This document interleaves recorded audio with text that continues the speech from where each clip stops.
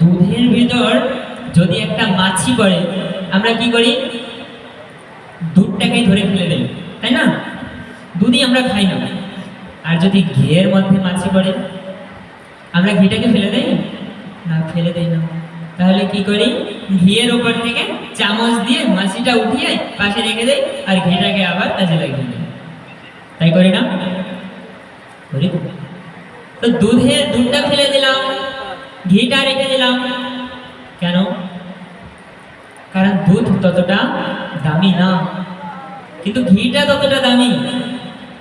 তেমনি আমাদের জীবনে কোনো ভুল ত্রুটি থাকলে সেটা আমাদের জন্য বেশি ক্ষতিকর।